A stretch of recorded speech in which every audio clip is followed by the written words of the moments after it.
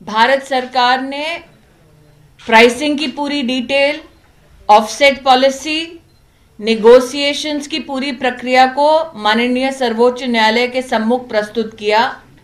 उस पूरी प्रक्रिया में भारत सरकार से जब पूछा गया कि कैग किस प्रकार से एग्जामिन करेगी अथवा पीएसी के सम्मुख ये तथ्य कैसे रखे जाएंगे, वो पूरी प्रक्रिया सुप्रीम कोर्ट के सम्मुख रखी गई। सुप्रीम कोर्ट के सम्मुख जब रखी गई तो जो लोग सुप्रीम कोर्ट के सामने रिट पिटीशन लेकर गए थे उन्होंने भी भारत सरकार के इन तथ्यों को देखा।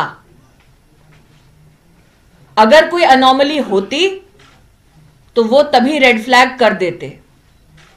इंटरेस्टिंग ये है कि कांग्रेस पार्टी की प्रेस वार्ता के बाद जो रिट पिटीशन लेकर सुप्रीम कोर्ट गए थे उन्होंने वही रुख अपनाया जो कांग्रेस पार्टी ने अपनाया।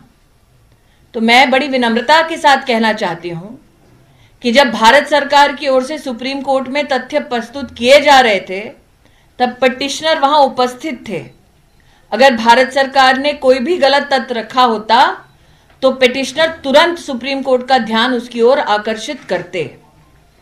तो ये जो अब कांग्रेस पार्टी का नया पैतरा है, मेरा पूरा का पूरा आग्रह है सुप्रीम कोर्ट से और मेरा पूरा विश्वास है कि कांग्रेस का ये झूठ भी बहुत जल्द परास्त होगा। लेकिन विपक्ष का जो जेपीसी का डिमांड है वो आप क्या कहेंगे? मैं इतना ही कहूंगी कि सुप्रीम कोर्ट में हारे, पार्लियामेंट में भी हारेंगे।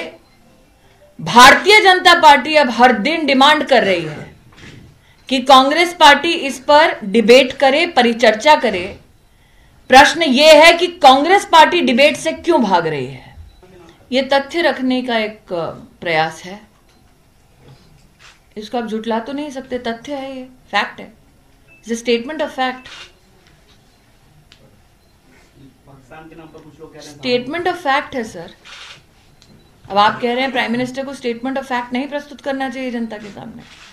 मैं इतना ही कहूंगी, लोकतंत्र के समर्थन में जब भारतीय जनता पार्टी ने रथ यात्रा निकालने का प्रस्ताव रखा, प्रशासनिक ढांचे के माध्यम से जब उसके लिए विधिवत परमिशंस की एक प्रक्रिया को पूरा करने का प्रयास किया, तो पश्चिम बंगाल में लोकतंत्र का क्या हाल है उसका उदाहरण पश्चिम बंगाल की सरकार ने भारतीय जनता पार्टी के माध्यम से पूरे प्रदेश की जनता को दिया। ये विषय वर्तमान में सब जुडिस है। हम आशावादी हैं कि न्यायाधीश इंसाफ करेंगे, लेकिन पश्चिम बंगाल की सरकार के माध्यम से इस प्रकार का रुख अपने आप में सांकेतिक है पश्चिम बंगाल की जनता के लिए कि डेमोक्रेटिक वॉइसेस अगर एकजुट होना चाहें तो उससे पश्चिम बंगाल की सरकार कितना घबराती है।